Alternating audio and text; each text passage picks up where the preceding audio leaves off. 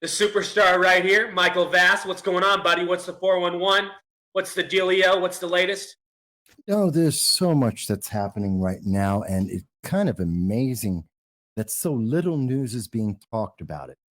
I mean, right now we see that everyone's talking about what happened with Lee Zeldin. In fact, just before I came onto the program, I actually was speaking to a witness to the attempted assassination of Lee Zeldin. And that is troubling. It's troubling that a Democrat appointed Governor Kathy Hochul decided that the best thing that she could do was give a hit list to her supporters across the state, listing every single place that Lee Zeldin was supposed to be at. And the result of that, just about an hour or so after her email went out, is this individual shows up on a stage trying to stab Lee Zeldin in the neck. I tell you, what does that say about free speech in America? What does that say about just being someone who isn't on the approved list of the Democratic progressive ideology? It's scary. And what is the impact about elections in New York? How is this is affecting campaigns right now? People who are going out trying to say they're the better choice. People who are coming out to say, I want to support a different voice than the progressive ideology of New York. These people are being affected. And remember, these are the same people who said, don't worry, we passed a new law in New York State to take away your Second Amendment rights. You're going to be safe now. Then they sick their supporters after the very same New York residents to attack them and possibly try and kill them. Gee, do you feel any safer? Now, that is the big news of the day. And as I said, I just did an exclusive interview with a candidate, Marcus Williams, out of the 137th Assembly District, who was there live, saw the whole thing. But not only did I speak with him, I got to tell you, do you know that polio's back in New York?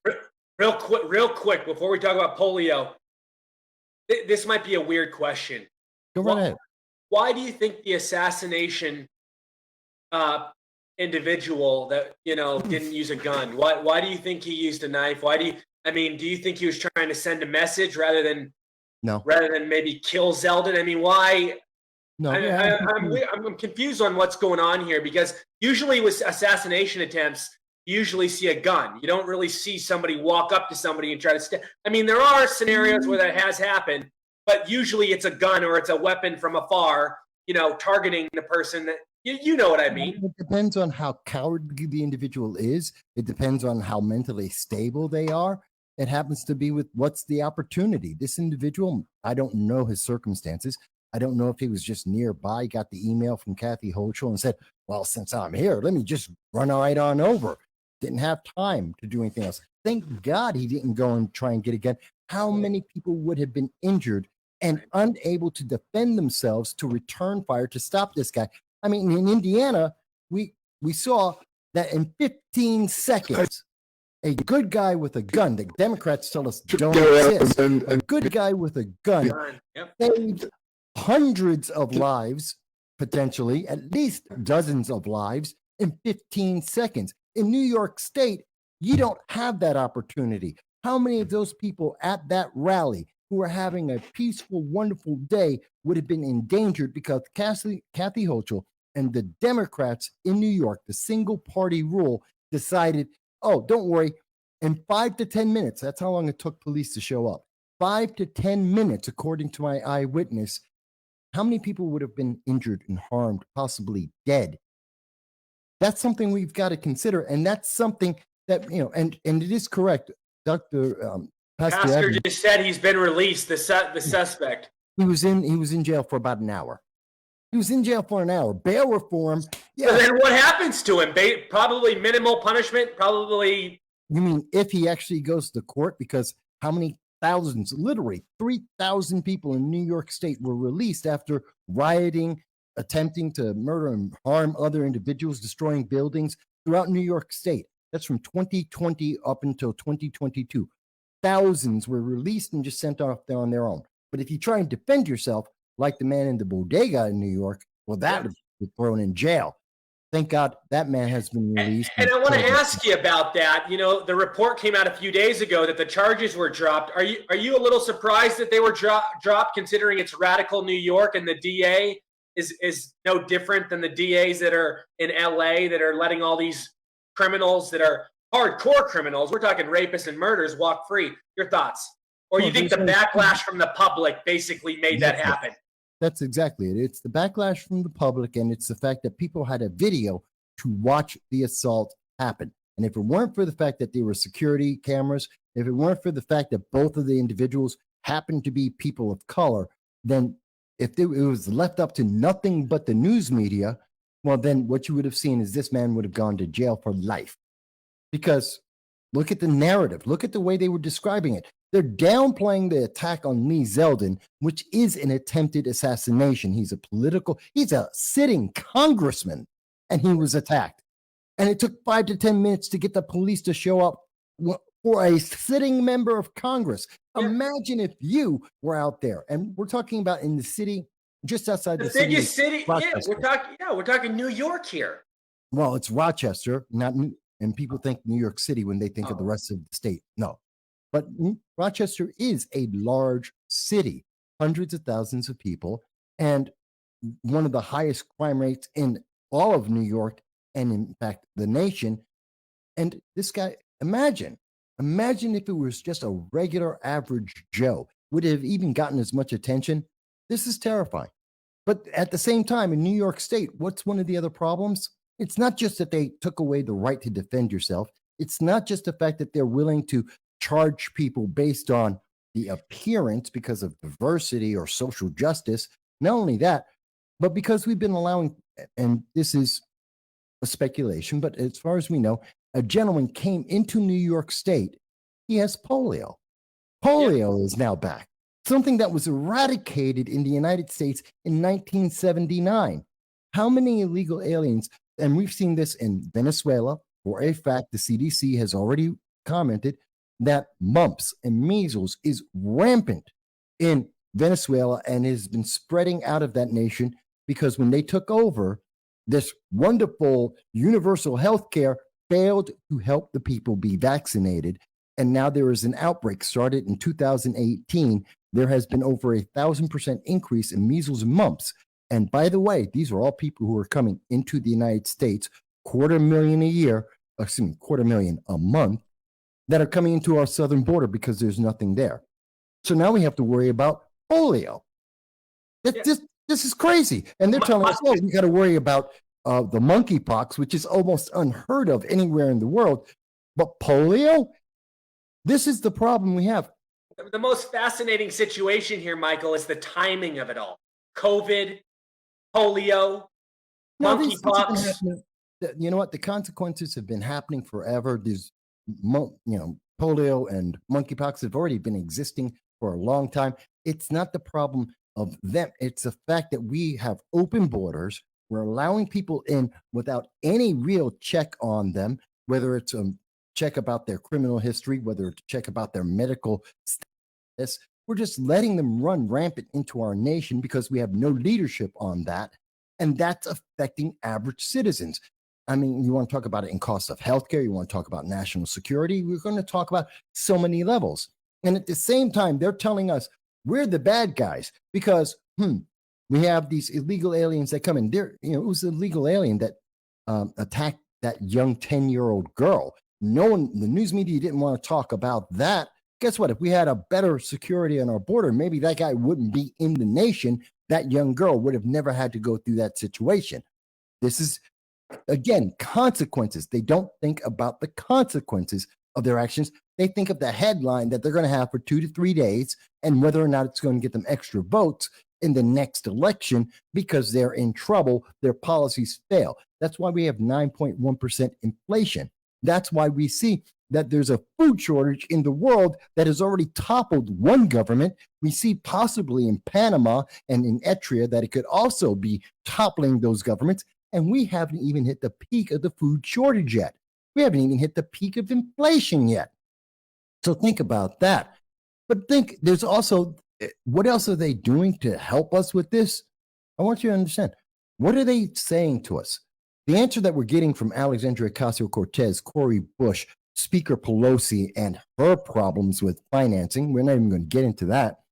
What they're trying to do is they're trying to push through. Speaking of Cori Bush, what you're talking about, I think you're talking about with financing her having all these armed guards when she's defunding for defunding the police. I think she spent like 500,000 on armed security. Go ahead, though. Sorry. No, I wasn't going to talk about that, but yes, that's a fact that, as we see them taking it state by state or trying to attempt to do this on a national level where they're taking away our rights and the Second Amendment rights to be able to defend ourselves. They're sending out assassins. They are literally encouraging. Listen to what Maxine Waters has said. Listen to what Alexandria Ocasio-Cortez have said to their supporters. Look at what Kathy Hochul did. And what do we see? An assassination attempt on Justice Kavanaugh. We see that this now an assassination attempt on Lee Zeldin. What else did we see? Because the border was wide open, we saw that there was an assassination attempt on one of our former presidents because 4 assassins come into this country, terrorists. This is a problem. But what's the answer from the Democrats? One, they want to take away your guns because we're going to have red flag laws, putting a target on your back, a dollar sign to take away your Second Amendment rights. And they want to pass H.R. 2584. Now, no one knows what that is. No one's even talking about what that is. H.R. 2584 is the Judiciary Act of 2021. You know what that is? Court packing. The very same thing we were afraid of in 2020, the very same thing that Americans unanimously since I believe it's from 1940, going until today, over 60 years, that Americans have said, no, do not change the Supreme Court. Do not pack the court. This is destroying our Supreme Court, destroying a cornerstone of our nation. And Democrats are trying to ram that through right underneath our noses because they don't want to talk about it. Thomas Massie was in congressional hearing. And this is how, when I say that Democrats aren't thinking of the consequences, they're just busy trying to maintain power. They're just busy trying to get to the next election. Yeah, they're trying to pack the courts, something they denied back in 2020. They're trying to do it now. And what else are they trying to do? Well, Thomas Massie's sitting there. Have you ever heard of the M1 Garand? Tell me. It's a rifle. It's a World War II rifle. It's one of the reasons why we won World War II. It is a firearm, a rifle, that helped us win in World War II. Do you know that they are currently trying to put in the assault weapons ban of 2021?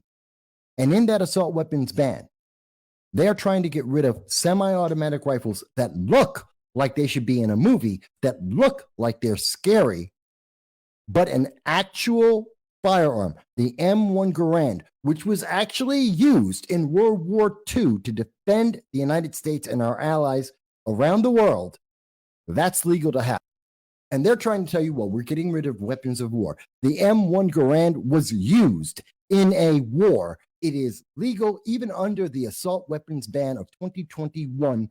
It is still legal to own and to have, and it is an actual firearm used in World War II. This is how short-sighted and how dumb Democrats are in terms of trying to search for nothing but the headline and to try and get elections won. That's it. They are trying to terrify people. They want you to be afraid, and they want you to think, well, the only person who can protect you is the Democrats. Where were they in Rochester? They were nowhere to be found. Why? Because police can't be everywhere all the time. And Democrats, over and over again, when you look at their policies, when you look at what they're doing, it fails. They want less police, less people able to defend themselves. And that means women, less women able to defend themselves. In fact, if you were to look at what they are trying to pass right now, here's something that no one ever talks about. President Obama in 2013 had a study done. He found that there are somewhere between 500,000 and 3 million people that save lives because they are a good guy with a gun. They own a concealed carry firearm or it is in their homes. If the Democrats are allowed to move forward to protect everyone, to do something and take away our Second Amendment rights, that means that according to the Obama study, 500,000, at least 500,000 more Americans will be victims of gun crimes in America. Why won't the news media tell you that? Because they are on the side of the progressives. They don't want you to think. They want you to obey. And we are seeing real time the negative consequences that comes from chasing headlines and not thinking about what are the consequences of what these people are doing. Hey guys, they have to redefine and remake our history. They have to redefine our language, because I've said it before, speech is merely taking the thoughts in our heads and putting it out in a way that everyone else can understand. If you control the words, then you control the way people think. It is one to one. You can't do one without doing the other. And so that's why we see things like in Canada, the C16. We see that now there's a term starts with the letter G. You can't use that on Twitter anymore, and it's been banned on Reddit. Why? To stop the way that you think, to not think about the consequences of it. So of course they redefined what is a man and a woman, and the way they redefined it is circular logic. Well, one is the opposite of the other. Okay, but what are they? Well, it's the opposite of the other one. What is it? You haven't defined anything. It's meant to keep you in a circle, to keep you from actually getting to look at what is going on and come up with a definitive answer so that you can make up your mind and say, I agree or I disagree. That's why they always keep changing everything, so that you can't lock them down and say, well, I disagree with this. And here's a reason, a factual, empirical, semantic, mathematical reason why I disagree. They can't stand up to that stuff. So they always have to make it about emotions, and they have to make it fluid in terms of definition, so you can never actually get to the truth.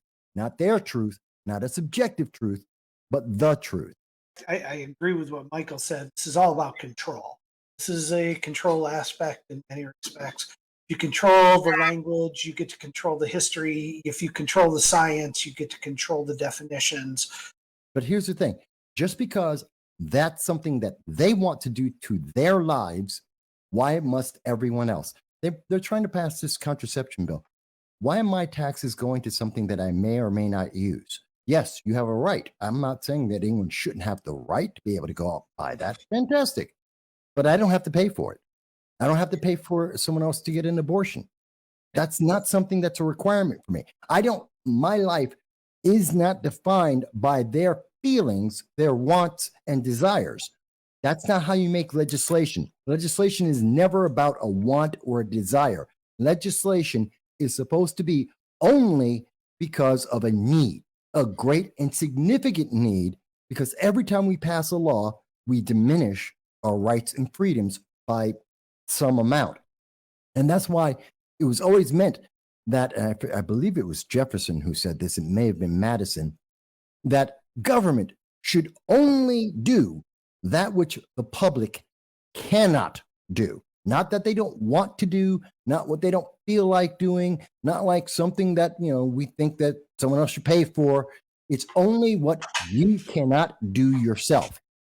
Schools, we did that privately. We don't need government for that. Healthcare, that's between you and your doctor. You don't need a government for that.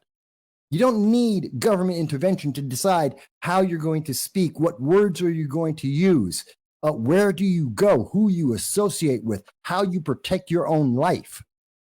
These are problems that we have going on right now.